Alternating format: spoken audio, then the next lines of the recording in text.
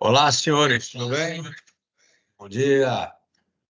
Tranquilos? Tudo em ordem? Muito bom, senhores. Vamos estar falando hoje, bater um papo, conversando com vocês sobre riscos geopolíticos. Vamos fazer hoje o webinar de uma maneira diferente. Eu vou estar fazendo uma abertura. Estamos aí com os especialistas na área, o Izan Araújo, o Charles Penaforte e o Décio Luiz Chons.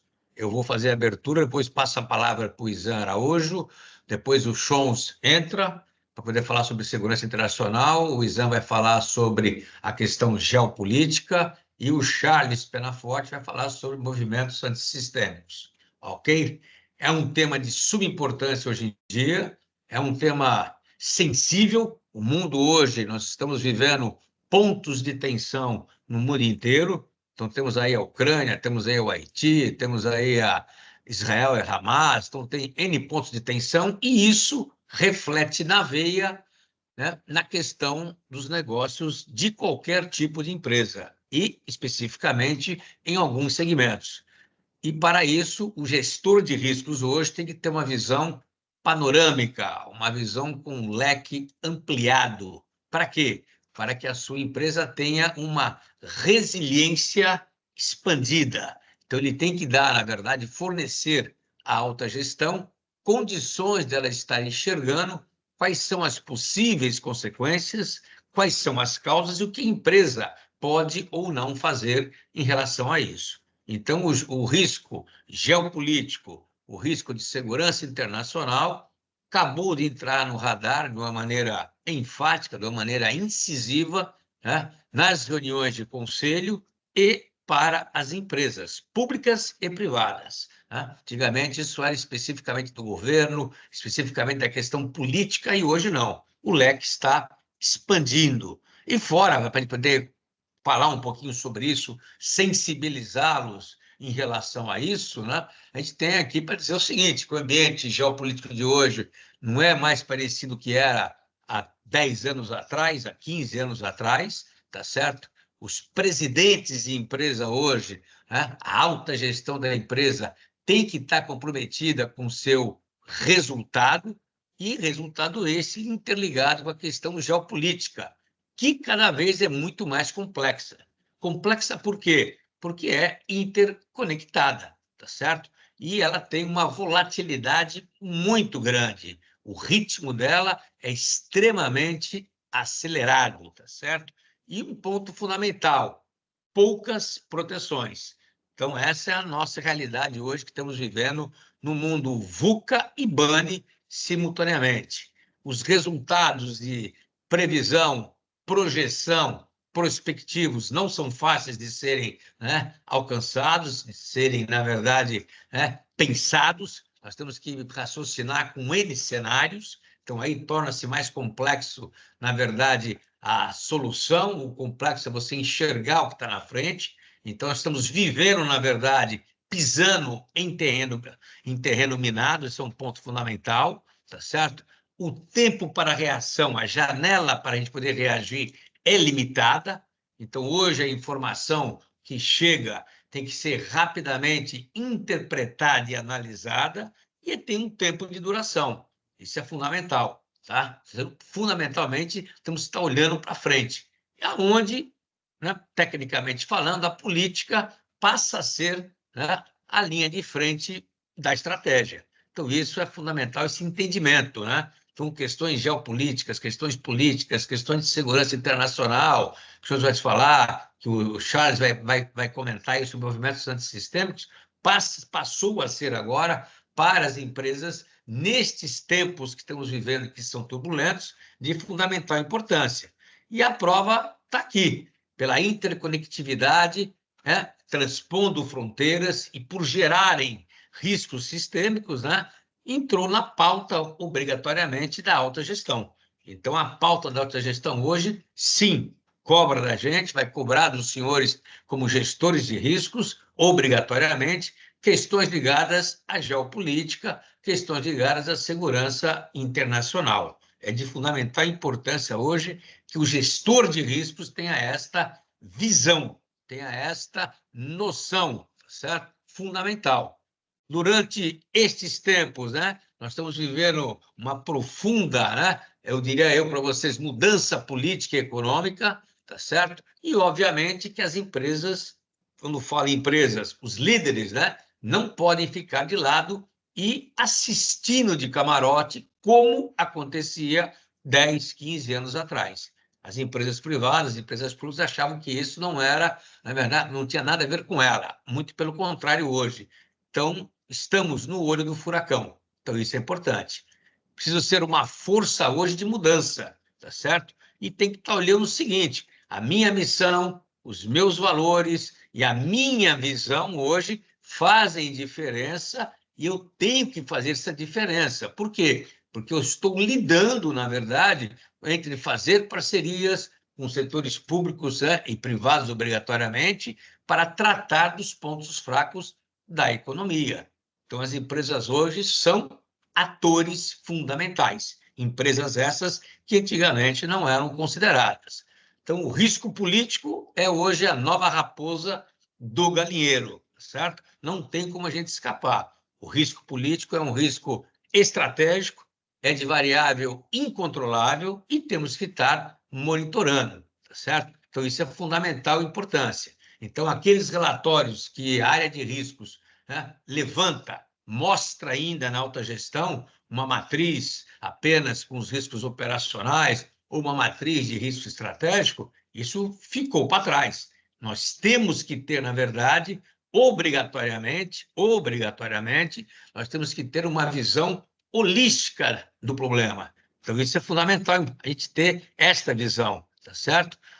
E temos que saber quais são as fontes de riscos mais perigosas e que, tecnicamente falando, tá certo? As menos previsíveis, que é a questão, né, ligada à geopolítica e ligada à política, tá certo? Por isso que entrou no radar, obrigatoriamente, hoje, das empresas e da alta gestão. Então, fundamental importância é isso, não temos como escapar desse nosso contexto, né? Quer dizer, um clima econômico, financeiro, geopolítico totalmente incerto, pisando em terreno minado, tá certo? Nesse terreno minado, nós temos grandes ameaças e grandes oportunidades, tá certo? Então, a disciplina, né, de transformar, na verdade, isto, né, a ameaça em oportunidade é uma disciplina, tem que pensar, raciocinar, estudar, interpretar fundamentalmente, passa a ser uma questão de sobrevivência da empresa. E aí vem, de novo, a dica: risco geopolítico na mesa da alta gestão. Eu estou batendo em vocês e apresentando isso daqui, para vocês ficarem atentos em relação a isso, tá certo? Isso é fundamental, termos um painel, termos indicadores, temos KRI do que está ocorrendo e as consequências que isso traz para a empresa. Fundamental importância. Ou seja, senhores, o que eu estou pregando aqui com vocês nesse início, desses 15 minutinhos que eu vou falar aqui, é que o mindset do gestor de riscos tem que mudar. O mindset do gestor de riscos hoje não está focado mais no risco operacional apenas e nos riscos estratégicos tradicionais. Nós temos que estar pensando com uma visão muito mais ampla, tá certo? Com uma visão, né, muito maior, para poder estar alcançando questões que antes nós achávamos que eram questões de Estado, e não são.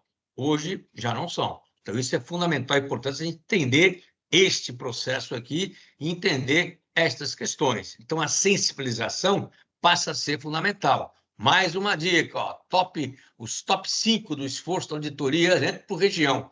Todas as regiões do mundo, praticamente, a instabilidade política e geoeconômica e geopolítica está na pauta de todo mundo. Ó. Não tem jeito. Então, todas as regiões estão olhando sobre esse ângulo. Quer dizer, então, nós, no Brasil, não podemos ficar de fora achando que isso não vai atingir. Nós não podemos ficar de fora achando que nós não seremos, na verdade, né, um dos pontos, talvez, de consequência, ou até um dos pontos aí de ter algo ocorrendo aqui dentro, por N motivos, tá certo? Então, nós temos que estar raciocinando com isso e temos que pensar agora em usar ferramentas diferentes, novas ferramentas, tá certo? Para poder inovar para quê? inovação para coletar os dados, analisar as informações e, principalmente, interpretar.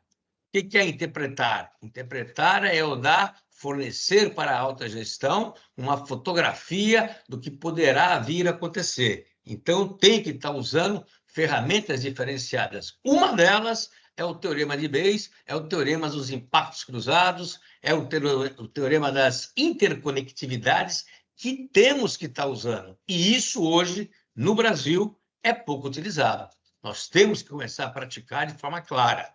E para quem não sabe, então, para a gente poder estar fechando aqui, eu passar a palavra para o Izan, o tempo já está acabando praticamente, vou dar aqui a dica para vocês. Já está no mercado a ISO TS 31050, que é a ISO que fala abertamente para vocês, fala abertamente para o público, que eu tenho que fazer o quê? O risco chamado emergente. Ou seja, eu vou integrar o processo de inteligência estratégica, ou seja, eu tenho que estar olhando os múltiplos, cenários que estão ao redor da minha empresa, obrigatoriamente, coletando informação. Obviamente, eu tenho que enquadrar e saber enquadrar aquilo que eu quero buscar. Por quê? Porque, ao passar estas informações, ao passar a inteligência, o conhecimento para a área de riscos, eu preciso passar, na verdade, algo que seja tangível, algo que seja interpretado para que seja analisado. Então, aí vem um casamento perfeito. A inteligência alimenta a área de riscos barra área operacional da empresa, a área de riscos realimenta a inteligência e você cria, neste framework, um ciclo virtuoso, não vicioso, um ciclo virtuoso, cujo único objetivo qual é? É você ter uma resiliência expandida. O que é essa resiliência expandida, senhores? Então, a nossa área hoje, a área de riscos, tem a obrigação de quê? Antecipar. Então, antecipação passa a ser um dos nossos grandes objetivos. Segundo ponto, resistir.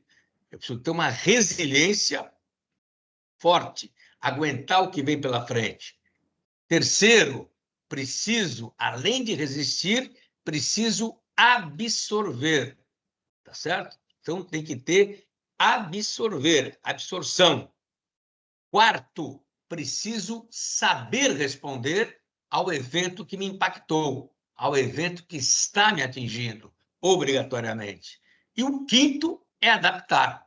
Ou seja, se eu fizer aqui, na verdade, um conjunto de palavras do antecipar, resistir, absorver, responder e adaptar, é a famosa arara. Então, a empresa tem que ter a arara, que é a resiliência expandida. Então, esse é o recado que eu queria passar para vocês. É um recado rápido, obviamente, é um recado para vocês poderem entender que tem que ter uma visão muito mais aberta, muito mais expandida, tá certo? O nosso escantilhão foi para 180 graus, não 360, você dá a volta em você mesmo, mas ampliamos para 180 graus, quer dizer, cresceu. Para nós ficou mais complexo fazer uma gestão de riscos, tá certo? Porque incluímos agora mais disciplinas, o que acabou tendo com a questão da complexidade. Ok, senhores? Então, o que eu queria falar com vocês, basicamente, era isso, nesses 15 minutinhos, acho que eu fui preciso aí na hora para poder passar para o Izan. O Izan vai explicar para vocês o que vem a ser geopolítica, o risco geopolítico, etc., especificamente falando. Eu só quis dar essa dica da introdução, que é importante, e que agora, a partir de hoje, junto com o Izan, e o Charles Penaforte, que são os especialistas da área também, somos parceiros agora, a gente vai estar realizando uma série de eventos e webinars sobre esse tema especificamente, e, além de mais, a gente vai estar montando aí, em conjunto, uma metodologia dentro do Interrisk sobre riscos geopolíticos e riscos de segurança internacional. Ok, senhores? Eu estou passando, então, a palavra para o Izan. Está ouvindo aí, Izan? Tudo tranquilo? Já, né? Deixa eu parar aqui minha apresentação e aí o Marcos já entra. Opa, já entrou com a dele aí. Muito bom.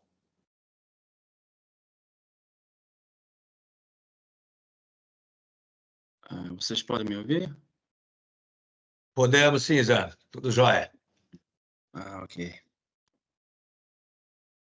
Bom, primeiramente eu gostaria de agradecer ao Brasiliano, o Chons e a Marina pelo convite para participar desse evento que me é tão caro, porque justamente ele vê na geopolítica um ponto de convergência entre o mainstream acadêmico de relações internacionais e o meio empresarial. O tema da minha apresentação é a importância da geopolítica para a estratégia empresarial. Vocês vejam que eu coloquei aqui a figura de uma bússola, que a bússola ela tem um atributo, né? Apesar que hoje está meio fora de moda a bússola, porque o pessoal está usando muito GPS, né? Mas ambos têm um atributo fundamental que é ajudar a pessoa a ter um norte, né? Não se perder no caminho. E a geopolítica também ela tem esse mesmo atributo de ajudar o policymaker na formulação da sua estratégia de segurança nacional. Mas não só apenas o policymaker. Agora também ela pode auxiliar o tomador de decisão na sua estratégia empresarial. E essa é a tese que eu vou procurar defender aqui nessa apresentação em poucos momentos, poucos minutos. Bom, aqui eu fiz um sumário sobre os principais pontos que eu vou apresentar.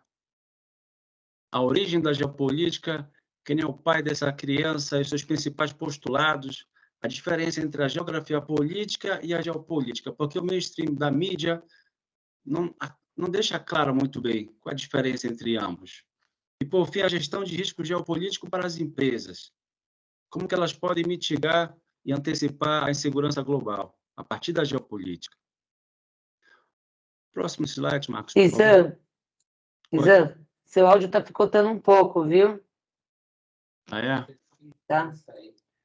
Se você quiser entrar e sair para ver se a gente consegue melhorar, que o pessoal já tá falando aqui no chat que tá dando bem interferência. Qual que é a sua sugestão, Marina? Talvez você tentar entrar e sair, porque você fez a reunião com a gente, estava bom o áudio, agora tá picotando. Tá bom, eu vou fazer isso. Então, só um minutinho, eu vou sair e já volto. Tá bom, só um momento, pessoal, que ele já vai sair e voltar para ver se o áudio melhora.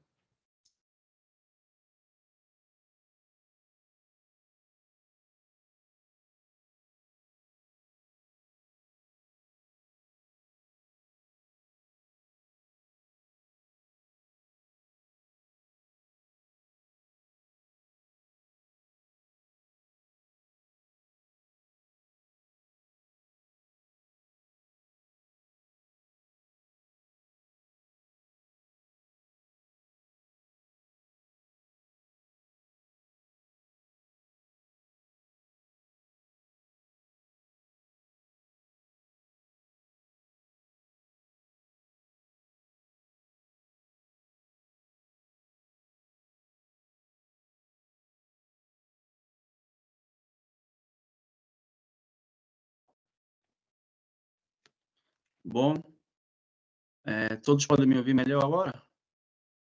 Tá um pouco melhor, vamos ver como é que fica, senão eu te aviso, qualquer coisa você desliga a câmera. Mas tá bom assim mesmo, irmão. Vamos embora.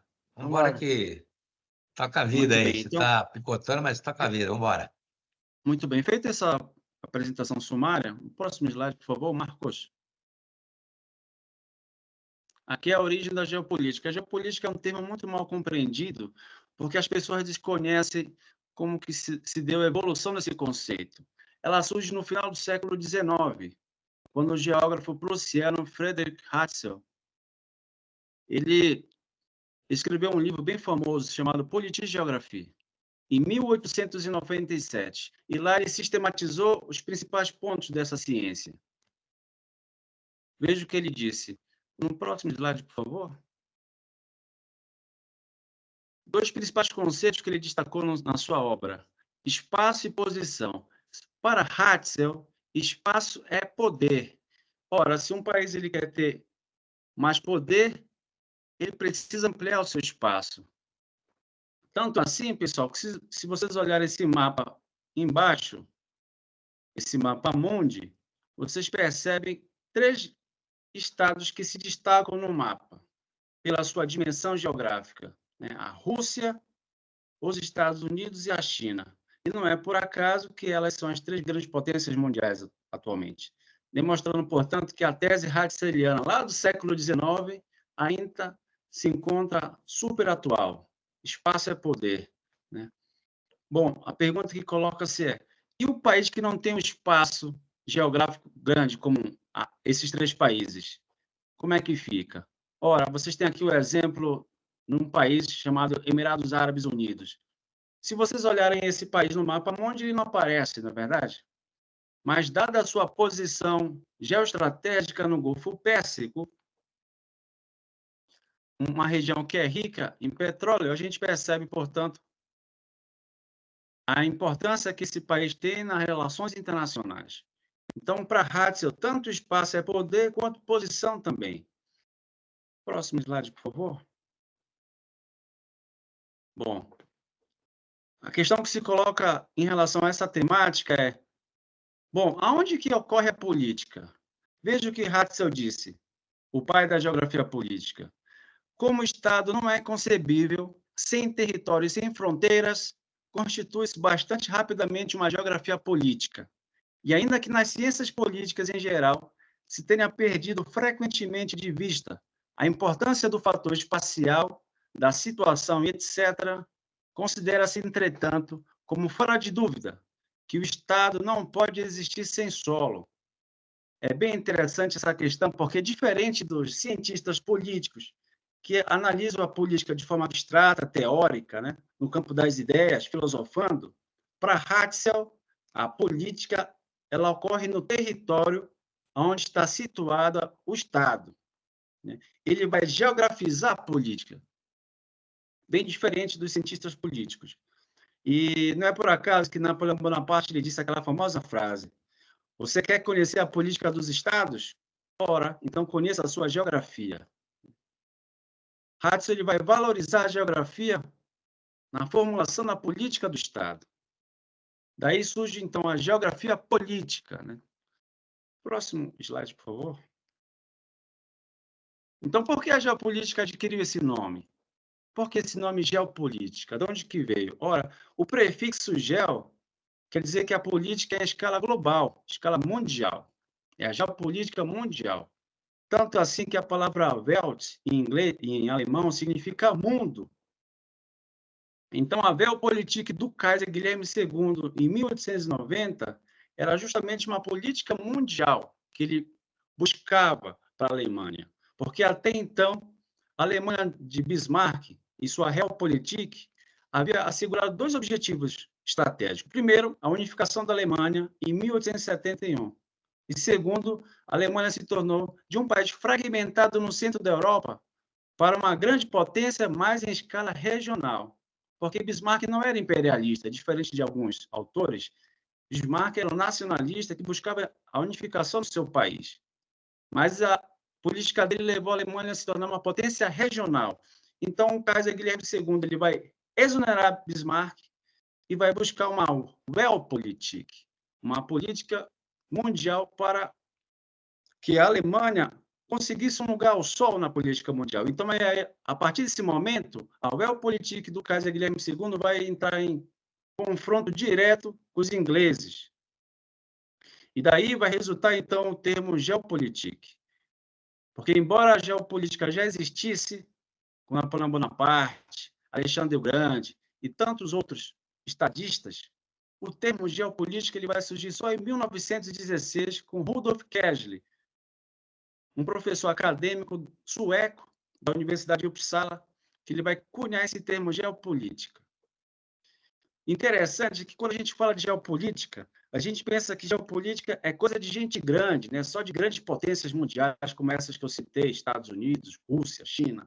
Mas veja, a Suécia, que é um país, né, que tem um pequeno território, pensou numa geopolítica com uma estratégia de segurança nacional para mitigar os riscos geopolíticos dessa corrida armamentista entre alemães e ingleses, demonstrando, portanto, que qualquer país, independente do seu tamanho geográfico, pode pensar numa geopolítica.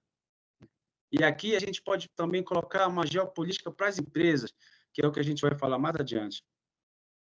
Próximo slide, por favor. Então, veja, qual é a diferença entre a geografia política e a geopolítica? Segundo o professor Dr. André Martim, do Departamento de Geopolítica da USP, um dos grandes geopolíticos brasileiros, veja o que ele disse sobre isso. No debate entre os geógrafos e os cientistas políticos, o termo geografia política assumiu um sentido de neutralidade científica e contemplação do mundo. Já a geopolítica está voltada para ação e transformação. Ora, então a geopolítica e a geografia política não é a mesma coisa. Diferente do que a mídia coloca. A geopolítica, segundo André Martins, e a geografia política são duas coisas. A geografia política ela tem uma neutralidade científica, ela surgiu na universidade, com Friedrich Ratzel, com Rudolf Kesslin, né? Acadêmicos. Portanto, ela é neutra, ela é científica. Já a geopolítica é quando o policymaker, o estadista, ele se apropria dos seus principais postulados e utiliza, na sua formulação, estratégia de segurança nacional. A questão que se coloca é, a geografia política, ela não serve hoje em dia só para os policymakers, mas também ela pode servir para o CEO, né? Para o tomador de decisão, na sua estratégia empresarial também. E esse é o ponto que eu coloco. Você pode passar o próximo slide, por favor? Tanto é verdade, pessoal, que o Conselho de Administração das grandes empresas já perceberam isso. Nessa pesquisa aqui, a gente pode observar, essa pesquisa foi realizada em 2024, esse ano, pela Berciani, uma consultoria, né, de risco. Veja que eles falam que a prioridade do Conselho de Administração das empresas, vocês têm dois gráficos aí, né? O do lado esquerdo, você tem o gráfico amarelo e o cinza. O cinza é de 2024, desse ano, e o amarelo, perdão, e o cinza é de 2023. Se vocês olharem esses riscos globais que tem aí elencado, entre eles econômico, supply chain, cybersecurity e risco político, o risco que mais cresceu foi justamente o risco político. Em 2023, ele era 29%. E em 2024 foi para 45%. Por que será, né? E o curioso é que essa pesquisa foi realizada somente no continente americano, que é uma região tida pelo mainstream acadêmico de relações internacionais, uma região de paz, porque não há armas nucleares. Imagina se essa pesquisa fosse realizada na Eurásia, onde é foco de grandes tensões geopolíticas e os países ali, a maioria deles que têm armas nucleares estão situados na Eurásia, exceção dos Estados Unidos. Eu tenho certeza que se essa pesquisa fosse realizada lá, esse percentual ia crescer muito mais. E no segundo gráfico, por fim, você tem aí os principais temas especiais que são foco de atenção do Conselho de Administração. Você percebe aí, primeiro é cybersecurity, né? Você tem também climate change, e no top 5 você tem risco político, né? Mas se a gente pensar que a cibersegurança é o futuro da geopolítica, porque a geopolítica também está ficando híbrida. Ela não é só aquela geopolítica clássica que Ratzel dizia que está no território, mas também ela está no espaço cibernético, né? Onde os países e as empresas estão sofrendo ataques cibernéticos cotidianamente. Então, nessa perspectiva de que a cibersegurança é o futuro da geopolítica, a geopolítica ela pode ser o top one, né? Do principal tema de interesse das grandes empresas.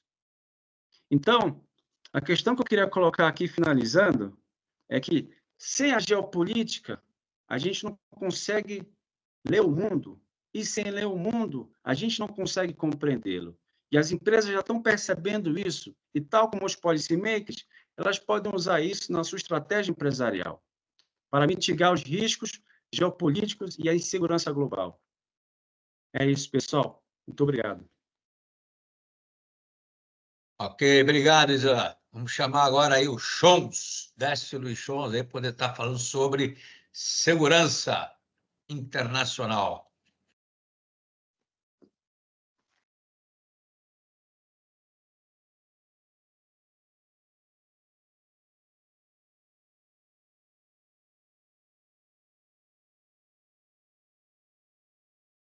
Chons? Está desligado aí. Opa, Estou aqui, senhor. Estão conseguindo ver a projeção? Positivo. Tá. Bom dia a todos. Antes de mais nada, dizer da minha satisfação em estar participando desse webinar tão importante que nos traz, aí tem o potencial para nos trazer uma nova visão sobre a questão de gestão de riscos. Nós vamos falar um pouquinho sobre segurança, de uma forma bem genérica, não dá para aprofundar no tempo que nós temos, e nós vamos seguir rapidamente este sumário que eu estou mostrando aqui. Vamos falar um pouquinho sobre segurança, o contrato social e o Estado Nacional, contraposição entre segurança nacional e segurança internacional, e alguma coisinha sobre a evolução das doutrinas mais diretamente, vamos dizer assim, que implicam mais a segurança internacional, o realismo e a escola de Copenhague. Então, basicamente, nós vamos seguir este pequeno sumário. A segurança está, antes de mais nada, ligada a uma sensação, a sensação de segurança diante dos perigos, dos riscos e das ameaças. E essa sensação, a busca por essa segurança, tem sido, ao longo da história da humanidade, um dos objetivos primordiais do ser humano. Trata-se de uma palavra com sentido claro e que pode ser entendida em diversas dimensões, desde a segurança individual até a segurança internacional, que é exatamente o foco deste nosso webinar. Aqui nós temos, então, um retrato aqui do homem no estado de natureza, né? E os estudiosos dizem que o homem exatamente abandonou esse estado de natureza e passou a viver em coletividade para obter a tal da segurança para si próprio e para a sua família, né? Os autores clássicos e filósofos que falaram sobre isso, começando lá em Aristóteles, chegando a Jean-Jacques Rousseau, passando por Hobbes e Locke, foram unânimes em apontar essa razão como determinante para a evolução da nossa sociedade. Os três últimos que eu falei, Rousseau, Thomas Hobbes e John Locke, eles receberam o qualificativo de contratualistas, porque eles identificaram a existência, desde o início da civilização, de uma espécie de contrato social, formal ou informal. E, a partir desse contrato social, os indivíduos abrem mão de parte de sua liberdade e parte de seus direitos em favor do Estado, exatamente para que o Estado constituído, mais ou menos formalmente, que o Estado tome conta exatamente da segurança dos indivíduos. Esse é todo o sentido do contrato social da nossa vida em sociedade. Então, falando sobre contrato social, uma visão do Estado Nacional é esta aqui. As tarefas, as atividades, as finalidades das tarefas confiadas ao Estado são de duas naturezas. Primeiro, positivas. As finalidades positivas são confiadas às agências civis de governo e as negativas, hoje, são confiadas às Forças Armadas e aos órgãos de segurança pública. Na época, quando isso se formou lá na Idade Antiga, quando o homem saiu de lá das cavernas, então eram os guerreiros lá, os soldados daquele tempo que proporcionavam essa segurança. Então, as finalidades positivas, bem rapidamente, são essas aí, bem resumidamente. Primeiro, facilitar a obtenção dos meios de subsistência para a coletividade. Facilitar, não obter, facilitar a obtenção.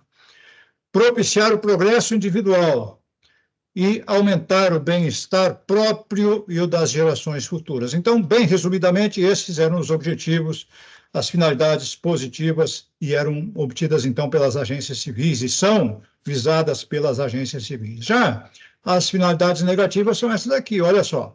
Manter a segurança e a integridade do território ocupado por aquele grupo social e proteger os cidadãos e a propriedade. Olha só. Por isso, é por isso que nós vivemos em sociedade e nós temos um Estado encarregado destas finalidades. Bem resumidamente, estão aí e acredito que sejam bem expressivas. E isso tudo, então, caracteriza a existência do contrato social, tá bem? A partir do contrato social, o homem passou a viver em coletividade. Então, foram sendo divididas as funções, especializações. Então, nesse retrato, nós temos um grupo social, uma comunidade com as suas tarefas distribuídas. Então, temos os caçadores, os construtores, a pessoa ali cozinhando, a outra coreando lá a caça, os artífices e assim por diante. Então, aí está a tarefa vamos dizer assim, da sociedade comum. Agora, certamente, lá atrás daquelas colinas ou em cima, nos observatórios, certamente havia guerreiros vigiando para que guerreiros inimigos não viessem perturbar a paz desse grupo social. Então, o que disse Jean-Jacques Rousseau sobre o contrato social? Diz o seguinte: o que o homem perde pelo contrato social é a sua liberdade natural, liberdade de fazer tudo o que ele quer, e o direito ilimitado a tudo que tenta, a tudo que o tenta e que ele pode atingir. Então, se ele tem vontade de fazer alguma coisa e ele pode, ele teria esse direito na vida, no estado de natureza. O que com ele ganha, com o contrato social, o que o homem ganha é a liberdade civil e a propriedade de tudo aquilo que possui. Então, isso foi dito por Jean-Jacques Rousseau no Contrato Social, que do Contrato Social, é o livro mais conhecido de Rousseau. Tá bem? Essas ideias, como é evidente, estão na origem do conceito de segurança nacional, que foi por séculos o mais alto nível em que essas cogitações tinham lugar. Nessa visão de segurança coletiva, cada país se preocupava unicamente com seus problemas. Era uma visão segregada e isolacionista. Esta é a chamada perspectiva realista, e se estabeleceu como paradigma teórico a partir do final da Segunda Guerra Mundial. Então, o realismo tem essa visão negativa sobre possibilidade de cooperação entre os Estados nacionais, porque ele considera essa visão considera os Estados como os únicos atores interessados e egocêntricos. Eles são guiados pelo interesse próprio. No mínimo, eles têm que obter um equilíbrio com os outros Estados e, na melhor hipótese, obter a hegemonia e a supremacia sobre os demais. Esse conceito prevaleceu até o final da Guerra Fria. Aí ocorreu uma inflexão interessante, porque se perceberam outros fatores, outros aspectos que tinham que ser levados em consideração. E mais importante do que tudo, para desacreditar o realismo nesse momento, foi o seguinte: ele não conseguiu, ele falhou em prever o fim da Guerra Fria. Ninguém conseguiu prever o fim da Guerra Fria. E isso fortaleceu os seus críticos, porque a capacidade de prever o fim dos acontecimentos era exatamente a grande vantagem que os realistas proclamavam a respeito da sua teoria. Nesse ponto, então, os estudos de segurança internacional experimentam uma impulsão muito grande e passam a abranger uma série de novos campos, como é o caso da segurança da informação e, mais recentemente, a segurança cibernética, sobre aspectos, são aspectos que eu não preciso me estender aqui, que todos sabem da importância e que não poderiam ficar fora das considerações de segurança nacional e internacional, obviamente, né? E, nesse ponto, vamos mencionar o trabalho da Escola de Copenhague e seu papel na mudança de mentalidade com relação aos problemas relacionados à segurança internacional. Essa escola foi criada em 1985 e constitui, nos dias de hoje, uma referência na área de segurança internacional. O início dos trabalhos teve uma razão de ser, vincula-se à efervescência dos debates acadêmicos da área, no final dos anos 80, e a necessidade que os europeus sentiam de reinserir a Europa, o continente europeu, a Europa Ocidental, principalmente, na ordem internacional depois da Guerra Fria. Por quê? Durante a Segunda Guerra Mundial, a Europa foi arrasada. Quando saiu da Segunda Guerra Mundial, era um continente destruído. E passou, a partir dali, a ser, os países passaram a ser meros satélites da política internacional dos Estados Unidos. Então, quando acaba a Guerra Fria, eles sentem a necessidade de reinserir a Europa, particularmente a Europa Ocidental, no contexto da política internacional. Então, a escola de Copenhague tem esse papel de mudar o enfoque, que era um enfoque predominantemente realista, baseado no Estado Nacional, nas Forças Armadas, na política nacional, e passa a apresentar uma visão abrangente, em que devem ser levados em consideração, além dos aspectos militares e políticos, aqueles outros relacionados à área econômica, à área ambiental e à área social. E um aspecto que eles ressaltaram bastante foi a noção de que a segurança na Europa estaria cada vez mais vinculada a questões ligadas aos movimentos migratórios e a identidades nacionais. Olha só como foram proféticos nessa afirmação, né? Então, neste slide aqui, eu mostro uma comparação bem rápida, então, sobre a pobreza, mostrando aqui a diferença entre a pobreza de dimensões da escola realista, em que basicamente se baseava nas dimensões militar e política, e já a escola de Copenhague, em que, além dessas duas, militar e política, leva em consideração econômica, ambiental, social, problemas migratórios, problemas de mudanças climáticas, aqui dentro de mudanças de dimensão ambiental, por exemplo. E essa vamos dizer assim, esse rol de dimensões não para de aumentar, né? Naturalmente, é bom que se diga que a escola de Copenhague não é uma escola radical. Ela adota uma perspectiva construtivista, aproveitando aquilo que as outras escolas têm e que são úteis. Por exemplo, não despreza o aspecto militar nem o aspecto político, tá bem?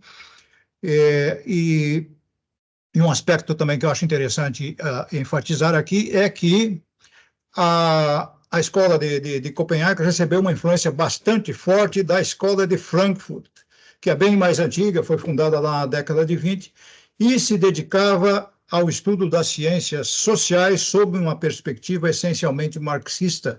Então, a colaboração da escola de Frankfurt para a escola de Copenhague é bem marcante, tá? É bem interessante. Existem diversas correntes de pensamento no que se refere à segurança internacional. Eu vou apresentar aqui bem rapidamente, não vou me deter, porque meu tempo está se esgotando, só para mostrar uma tabelinha aqui com as diversas correntes e os objetos de referência, os setores, as visões, a epistemologia de cada uma delas. Eu destaquei aqui o neorrealismo ou o realismo, e a escola de Copenhague. Então, existem diversas correntes, existem outras além dessas, está bem? E eu diria, então, que na atualidade e num passado recente, é possível identificar a eclosão de diversas ameaças. Por isso que a doutrina realista foi ficando desatualizada. Cada vez mais nós vemos o despontar de novas ameaças, envolvendo as questões ligadas à segurança e à preservação da identidade nacional de diversos povos e de diversos grupos étnicos. E esses grupos e esses povos são cada vez mais conscientes da sua identidade. Temos aí os casos recentes da fragmentação da antiga Iugoslávia, dos conflitos na Chechênia, a guerra no Kosovo, e vemos agora, neste momento, nós assistimos a invasão russa da Ucrânia e as operações israelenses na faixa de Gaza, visando ao extermínio do grupo terrorista Hamas. Este último é um exemplo claro, nos outros também, mas nesse é muito claro que temos aí um ente não estatal, um grupo terrorista, como um dos atores principais nestes episódios aí que estão se desenrolando neste momento. Cada vez torna-se mais evidente que a teoria realista por si só seria de pouca utilidade no mundo contemporâneo. Ela sozinha não conseguiria explicar o que acontece hoje. Embora os atores estatais, o Estado Nacional, as Forças Armadas, as agências de segurança pública continuem presentes com participação destacada em todos esses eventos, é inegável a necessidade de considerar muitos outros atores, outros aspectos, outros fatores, outras dimensões, para que a análise possa produzir resultados mais precisos e dotados de utilidade para os decisores estratégicos, em proveito dos quais nós trabalhamos, sejam decisores no nível governamental, sejam decisores no nível das empresas e dos grupos empresariais. Eu agradeço a atenção dos senhores, muito obrigado e um bom dia a todos. Ok, Chomos, obrigado. Agora vamos chamar Charles Peraforte para poder falar sobre movimentos antissistêmicos, por gentileza, nas relações internacionais.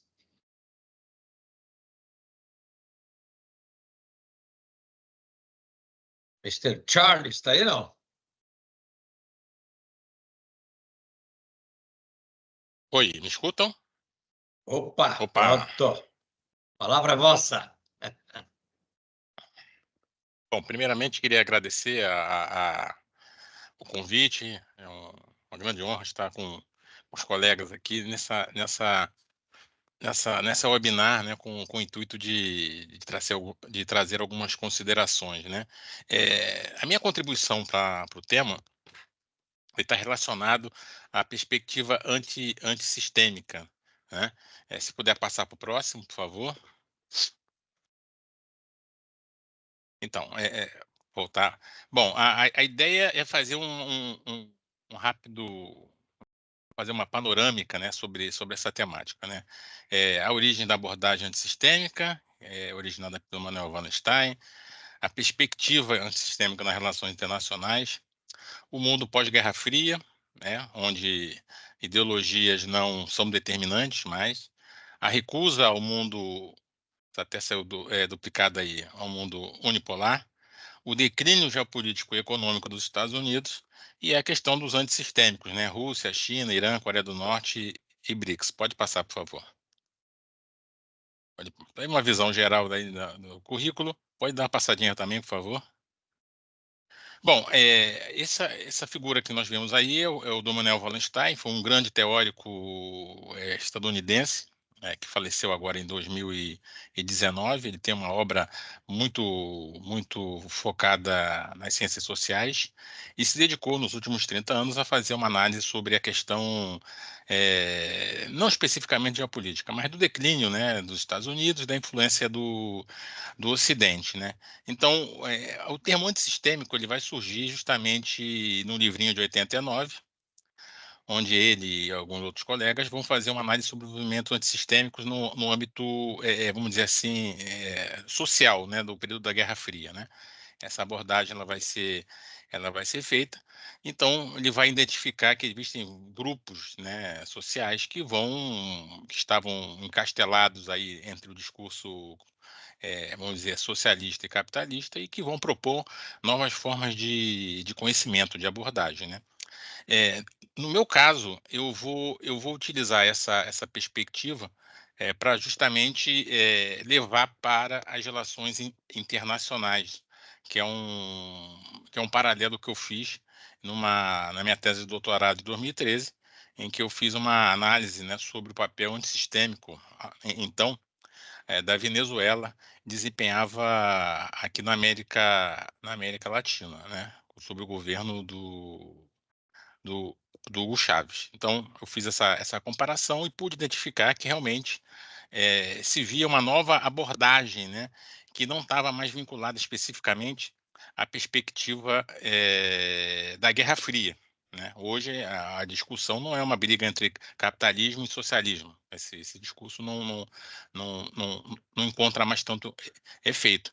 Mas existe independentemente dessa perspectiva da não existência de capitalismo e socialismo, existe sim uma diferenciação em que os Estados Unidos tentaram manter, né, a sua hegemonia numa perspectiva diferenciada, ou seja, na perspectiva da unipolaridade, e isso está provocando totalmente uma nova revolta, vamos dizer assim, né, um retrocesso claro nesse processo. Pode passar, por favor?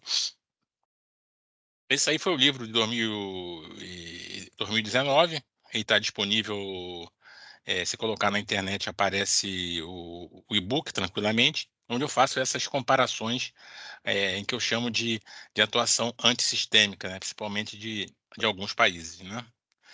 O próximo, por favor. Então, qual o pano de fundo na verdade, desse novo cenário, né? Aquilo que eu coloquei, né? Nós não temos ideologias, na verdade, mais comandando essa discussão. Mas nós temos grupos políticos, né? Estados nacionais, que têm seus próprios projetos, né? E onde aí até coloquei, a China é um principal expoente nesse momento, né? Ela tem um projeto político nacional consistente, bem elaborado, e que está levando ela a um fim, né? Ela está conseguindo todas essas etapas. Não vou entrar na discussão de que a China seja socialista ou capitalista, mas acho que, à luz da teoria, a gente já teria mais ou menos a resposta, porque, na verdade, isso envolve uma série de sentimentos, né? Segmentos políticos acreditam que existe alguma coisa nesse sentido, né, de uma herança, mas não, na minha concepção, é um país capitalista que está desenvolvendo o seu projeto nacional, e aí você vai criando eufemismos, né, para tentar sair disso, mas na verdade o que nós vemos é uma economia de mercado forte, né, ampla, com mais de 1 bilhão de pessoas, e uma dinâmica muito acentuada, muito dinâmica, né? Então, esse é o cenário pós-Guerra Fria que nós estamos observando, ou seja, a questão capitalismo, socialismo ou algo parecido não existe. O que você tem são tentativas, na minha concepção, de modelos que tentam procurar saídas para o seu próprio desenvolvimento, enquanto nós ainda temos uma potência presa, né, ao século XIX e XX, tentando manter esse padrão, né, de comportamento, de manter essa hegemonia, que na verdade ela vai ficando cada vez mais difícil de se manter. Pode passar o próximo, por favor?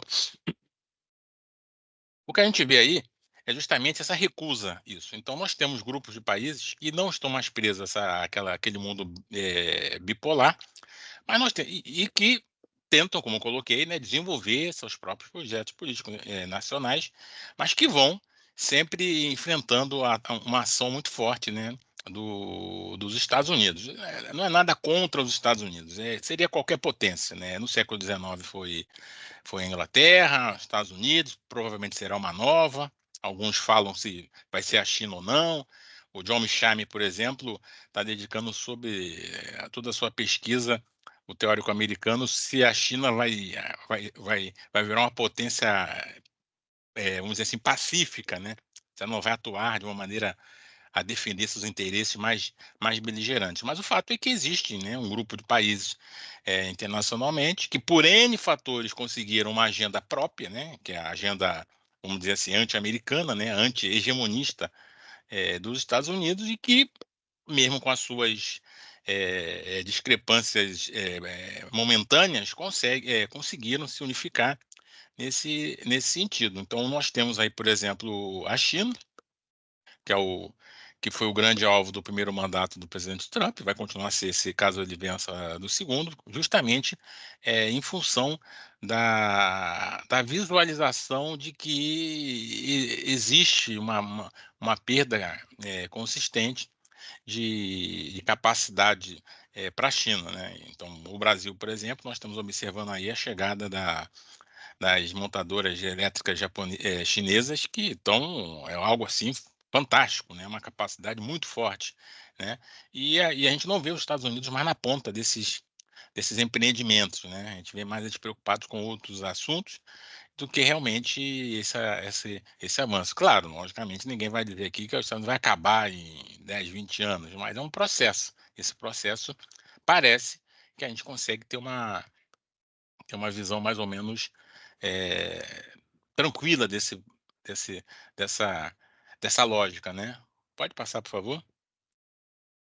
Bom, o declínio geopolítico e econômico dos Estados Unidos é algo muito falado, criticado, etc., né? Mas quando nós, pelo menos eu vejo no ponto de vista de número, a gente nota que existe realmente esse declínio. E tanto Wallenstein, né, quanto o economista italiano Giovanni Arrighi, que escreveu o célebre livro Longo ao Século XX, ele coloca que ele divide os ciclos econômicos capitalistas em ciclos de acumulação e que nós estaríamos no ciclo sistêmico de acumulação norte-americano, iniciando um novo ciclo econômico e nós não sabemos ainda quem vai controlar, mas aparentemente seria a China pela sua atual capacidade. Então, essa dinâmica que a gente observa hoje, essa beligerância, por exemplo, do governo Trump em relação à China, é justamente a constatação de que existe algo errado e que a economia e a hegemonia norte-americana não vão se manter muito tempo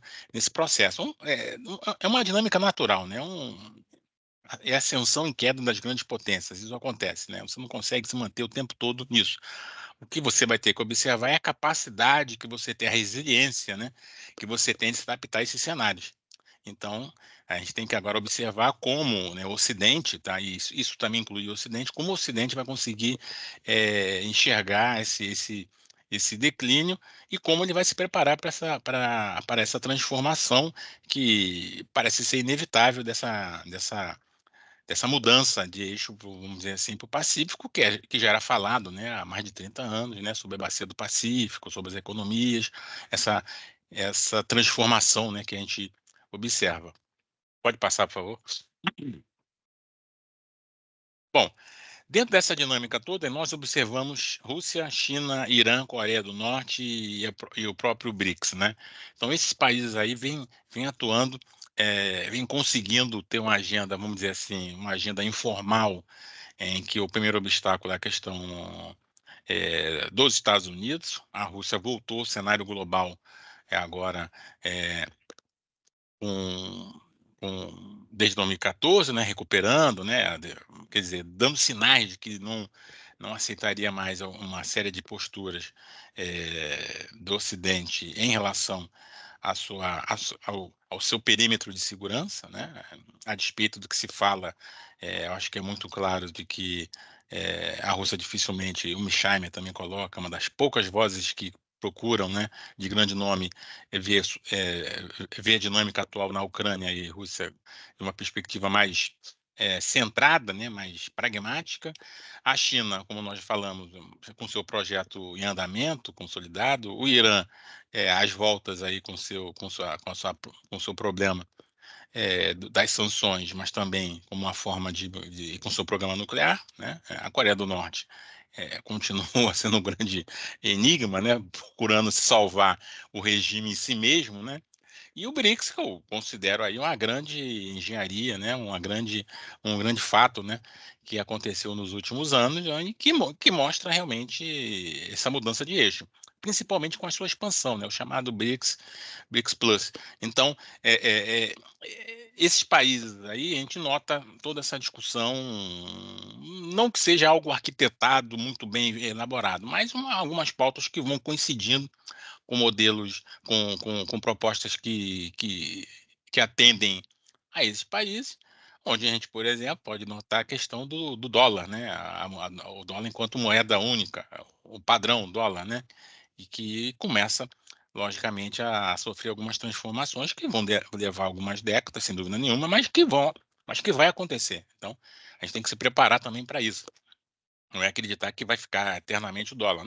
O cenário hoje é diferente, totalmente, né? Como já foi falado pelos colegas, né? É outra perspectiva.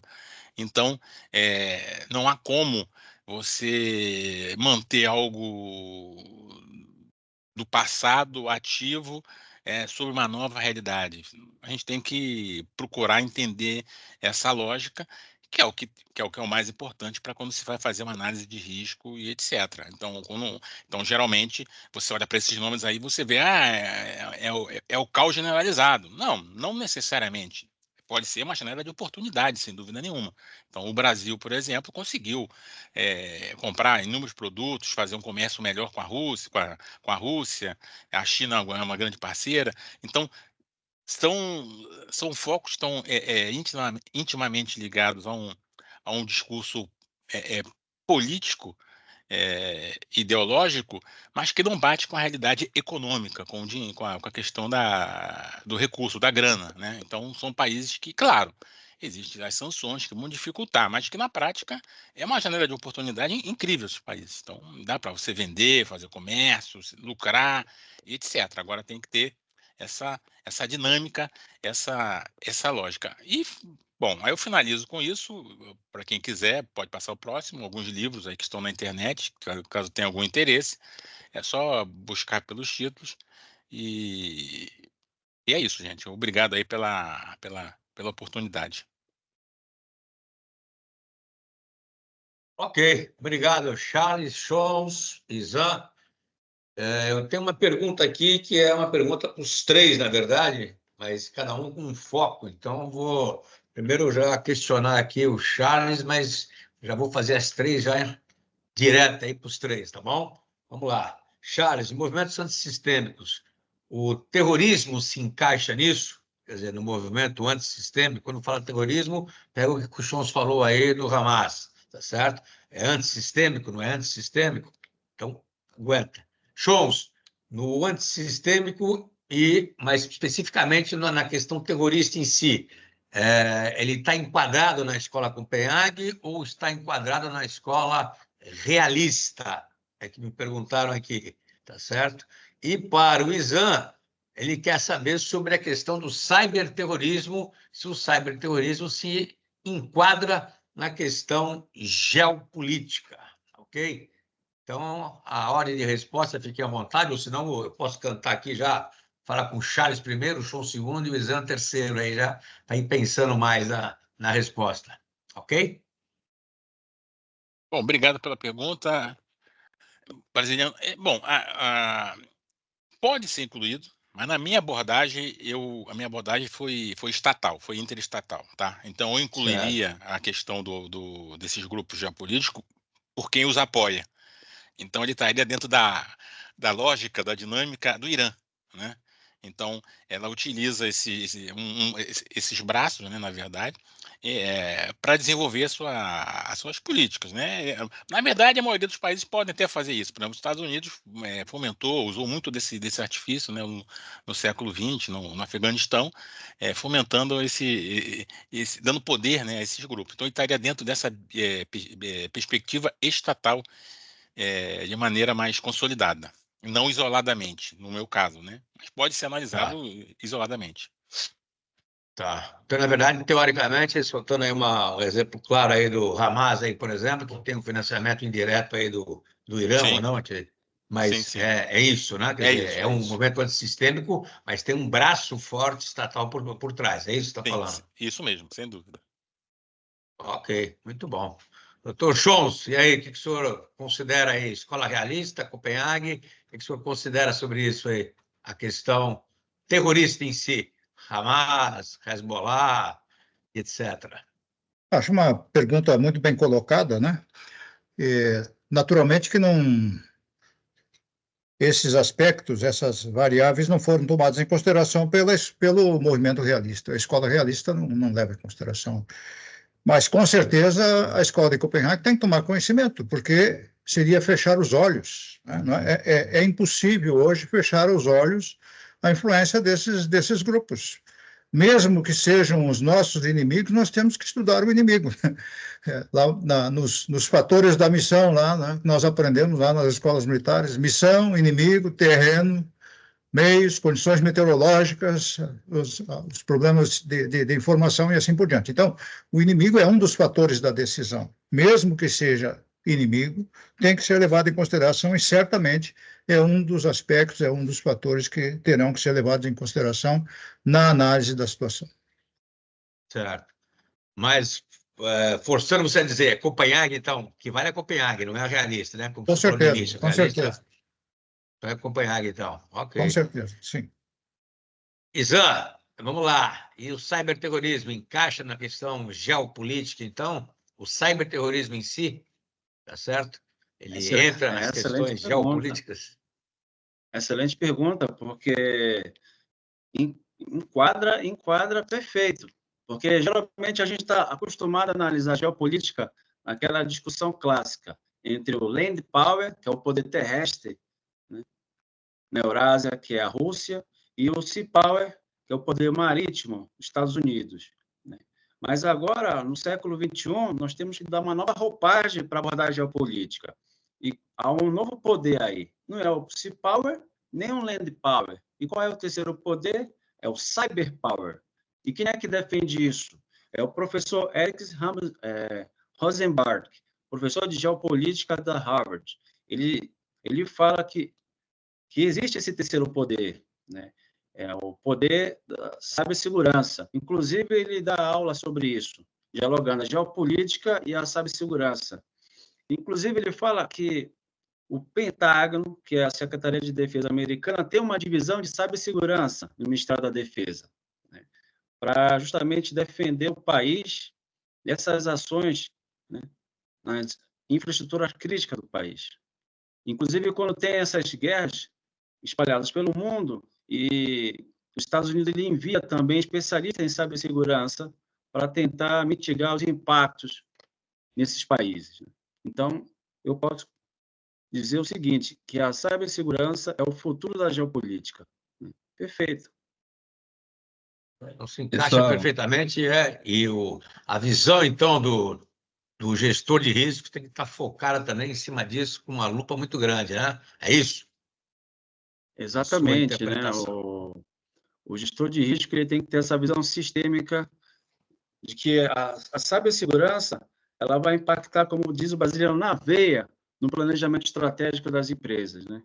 Porque ela vai atuar nas obras de infraestrutura dos países e levando uma disrupção, tanto na democracia quanto na economia, né? E vai impactar nas empresas, né? Sim, ótimo, então. Charles, você que já respondeu aqui já no chat, mas gostaria que você falasse para a turma aí, que é uma pergunta boa que eu gostei aqui, que foi sobre o movimento antissistêmico que pode estar envolvendo também a educação. Explica melhor isso daí. Você falou de algum modo sim, de algum modo sim pareceu ser Marilove. Dá uma resposta mais direta aí para nós aí sobre isso. Não, antissistema sempre vai ser em relação ao que tá consolidado, né? Ao poder, né? Então, o que eu coloquei é o seguinte: sim, pode ser antissistema, mas que antissistema? A que tipo de proposição, né? Em relação a uma educação, vamos dizer assim, entre aspas, de ricos e pobres, etc.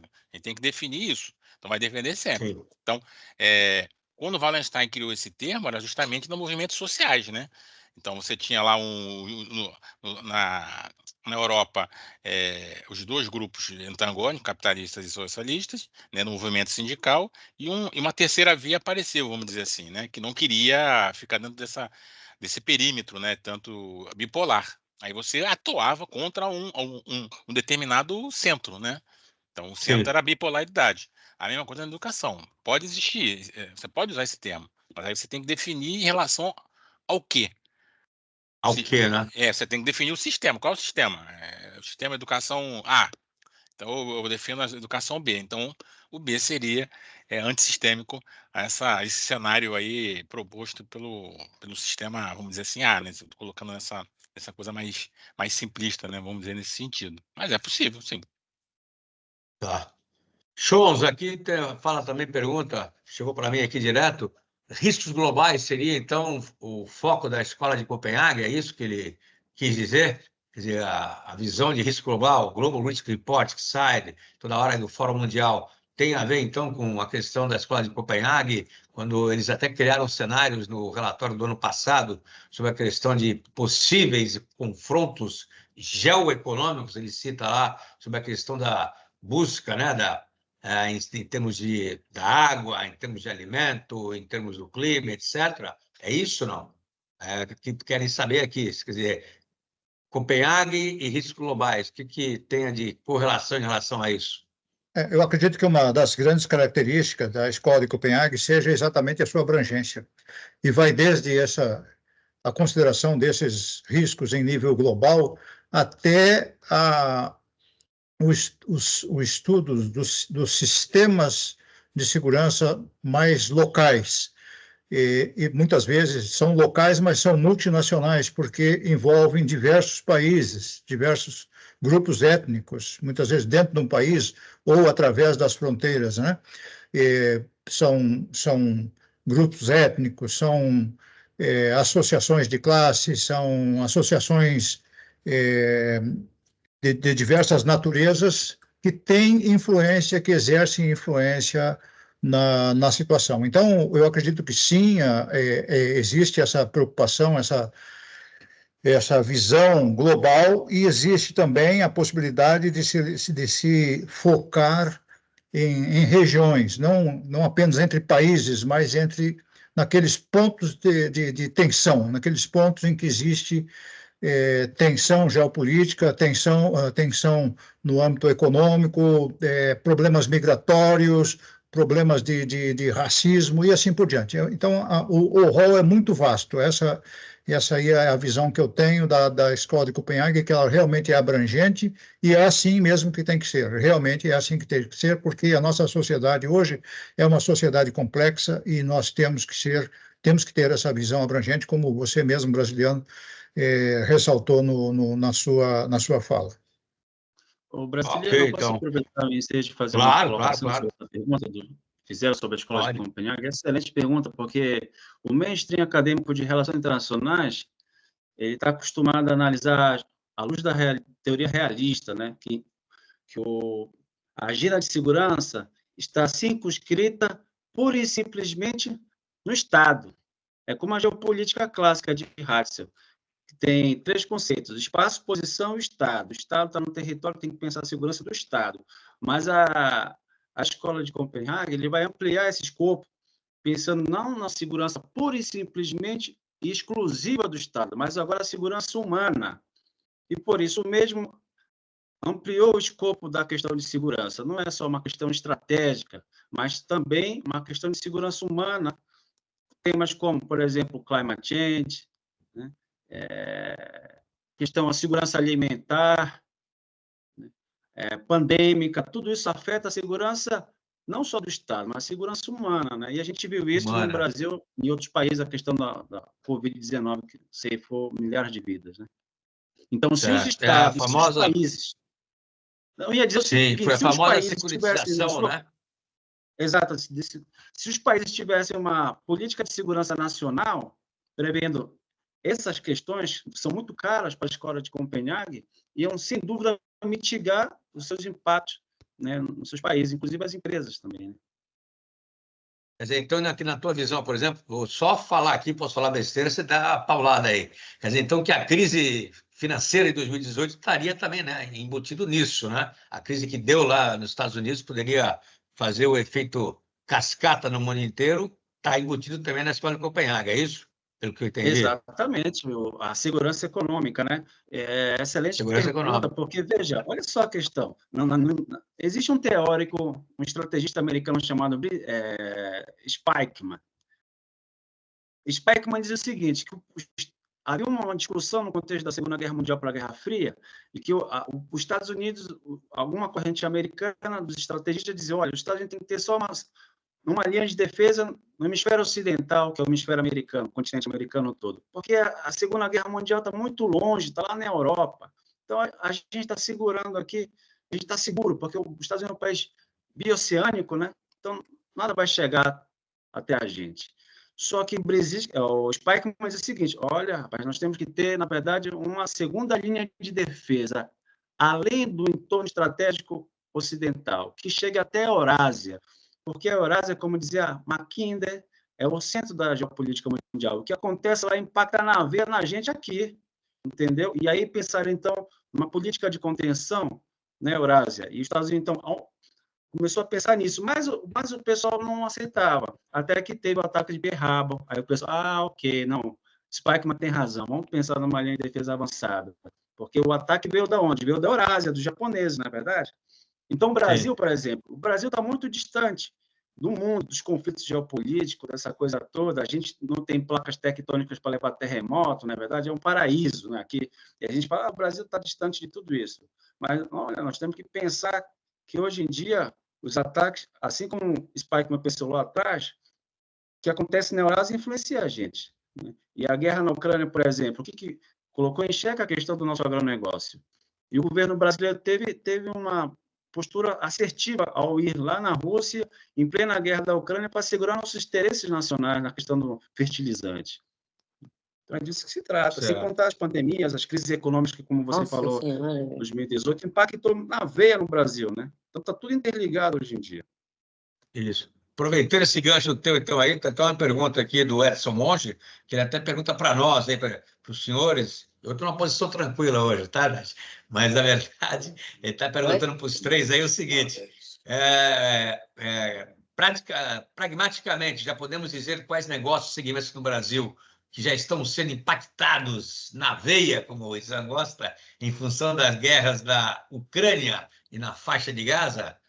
Aí deixo livre para quem falar primeiro, mas é para os três aí, para a pergunta aí. Existem negócios que foram agora impactados com a Ucrânia? Você já falou um, que foi o agronegócio, certo? Agora, na faixa de Gaza, lá com Israel e o Hamas, aí, na verdade, estamos sendo impactados, seremos impactados, podemos ser impactados, não? Olha, excelente pergunta, se me permite iniciar, Charles e Chons.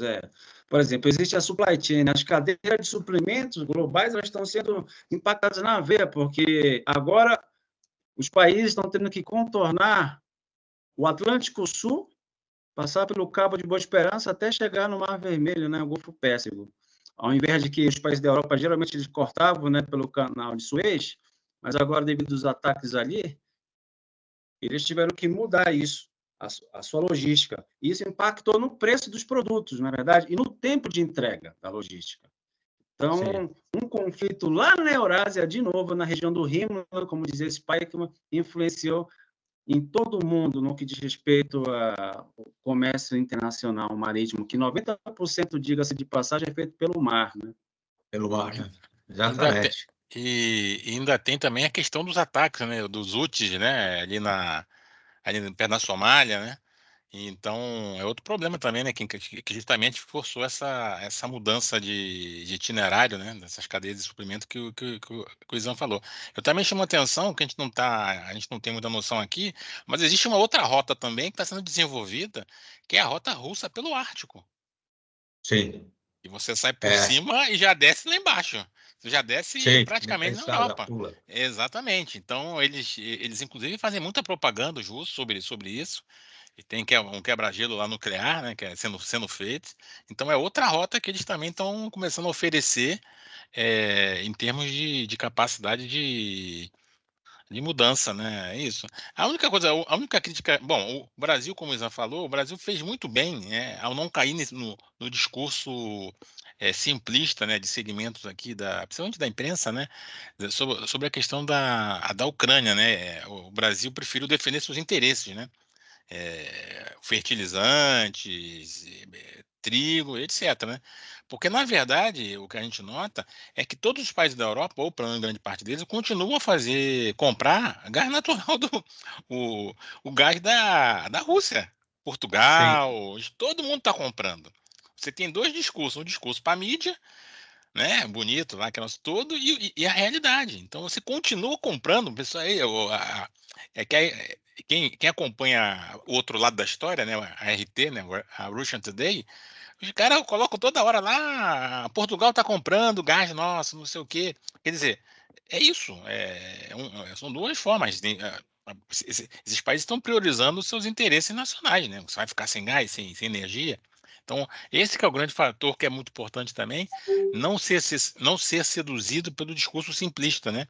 As decisões têm que ser tomadas de acordo com o interesse não só do país, como das empresas.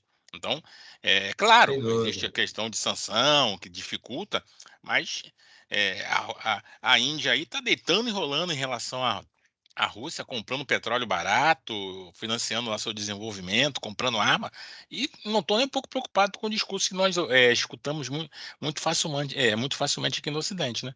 Então isso é difícil, né? Mas é importante a gente ficar sempre de olho nisso, né? A questão da prática, da realidade, do interesse tanto do país como das empresas, né?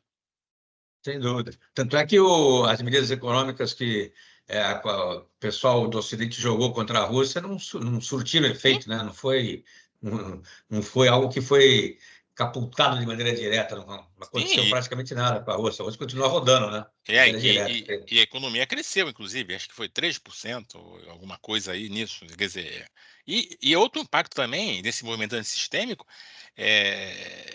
É o seguinte, praticamente as sanções aceleraram o processo de troca de moeda, né? Você já tinha alguns países fazendo uma cesta de troca de moeda sem negociar o dólar. Agora você acelerou, porque todos os países ficam agora pensando, se eles fazem isso com a Rússia, vão fazer comigo. Então, esse câmbio, né, essa mudança, começou a acontecer de uma maneira mais intensa. Então, você vai ver cada vez menos o dólar participando entre países, né? E aí, consequentemente, daqui a 10, 20, 30 anos, você vai ver que o dólar não vai ser tão procurado, e aí começa a cair cotação, etc. E o comércio entre países não vão depender tanto do dólar, né? São os efeitos colaterais também nessas sanções que o pessoal Isso. faz. Chons, e aí, o que você quer dizer? Não, achei interessante nessa linha que, nessa linha que foi levantada, tem uma pergunta ali, se nós acreditamos que estamos a testemunhar um verdadeiro declínio da primazia dos Estados Unidos, ou a mudança de foco atenderia a algum interesse estratégico norte-americano. Teria realmente, para caracterizar esta segunda hipótese, de fato, teriam que ter uma imaginação criadora bastante fértil, vamos dizer assim, né? Porque não é que nós estamos visualizando, aquilo que nós estamos assistindo, né? As sanções que foram impostas à Rússia eram destinadas a quebrar com a Rússia, né? Quebrar a economia russa. E, no entanto, o que aconteceu? Ao invés disso, a economia russa está crescendo. Por quê? Porque as sanções, contrariamente ao que alguns anos atrás iria acontecer, os norte-americanos impuseram sanções, então nós vamos também seguir, porque se nós não seguirmos, vamos nos sentir ameaçados também de ser sancionados ou prejudicados de alguma maneira. Essa noção me parece que está bastante esvaziada. Então, não me parece que haja aí uma ação proposital da parte dos Estados Unidos.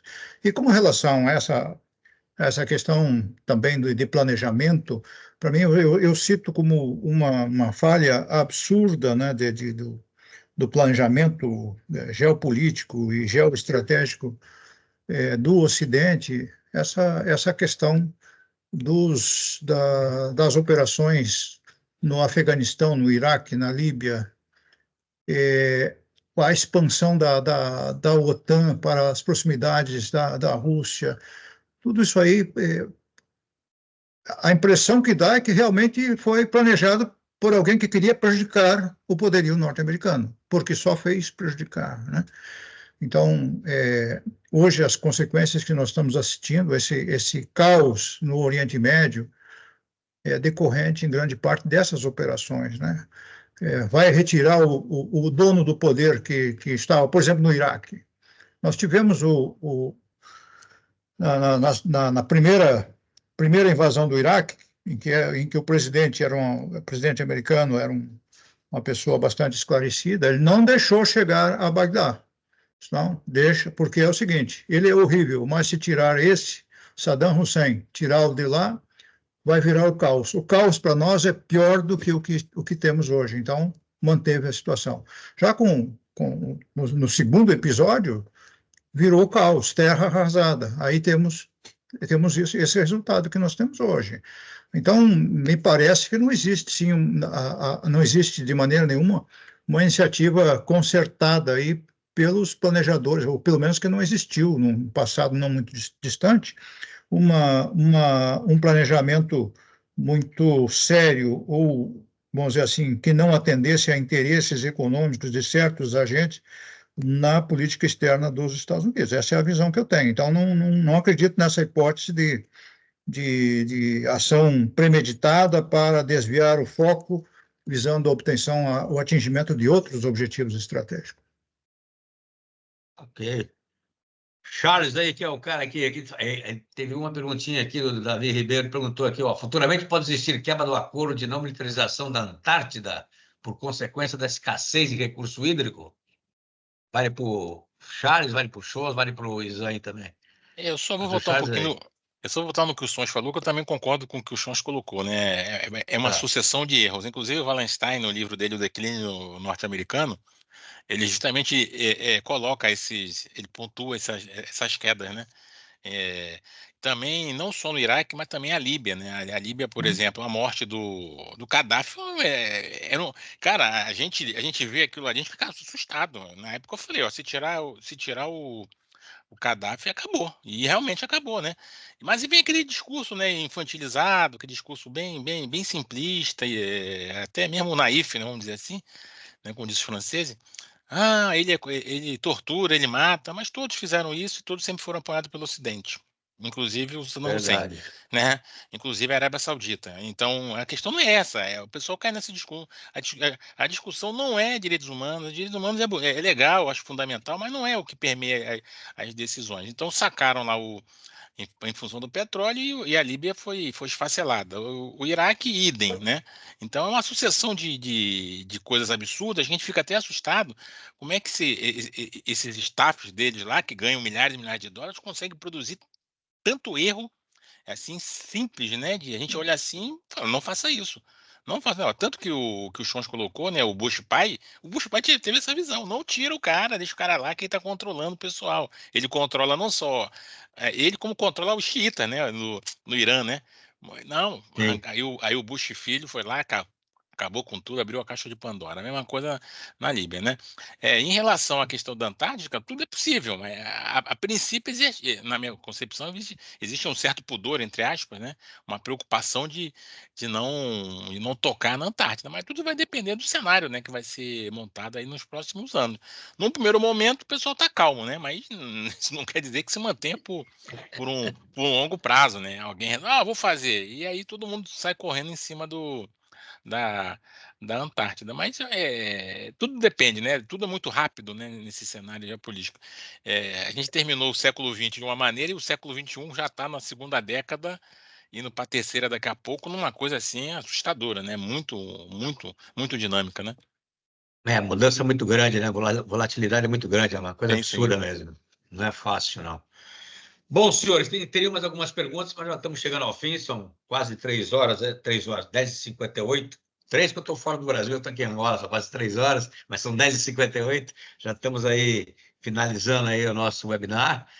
Não será o último, será o primeiro de vários, tenho certeza disso, é uma programação minha, do Charles, do Chons e do Issan, nós vamos fazer mais webinars sobre esse tema, é um tema que a gente quer aculturar, na verdade, as empresas de maneira muito direta, eu acho isso muito importante, foi uma parceria com esse sentido, um desses sentidos, né? Eu acho importantíssimo isso. Então, eu agradeço aí de coração aí a participação do Isan, a participação do Charles, a participação do Chons aí, e a participação de vocês aí, que colaboraram aí com as perguntas, os questionamentos. Depois, as perguntas que não foram respondidas, eu repasso para a turma aí, depois eles dão uma resposta, a gente encaminha aí para vocês. Mas agradeço aí, vou passar a palavra para os três fazerem aí as suas finalizações e obrigado e até a próxima, então. Então, o Charles aí, começa com o Charles e vai para o Isan, depois finaliza com o Chons aí, por favor. Não, primeiramente, obrigado mais uma vez pelo convite, pela oportunidade. Espero que nossos projetos aí estejam confluindo. Acho que é grande valia esse momento, né, de tratar de temas que são tão relevantes, importantes e dar uma nova visão, né, uma nova perspectiva. E obrigado a todos.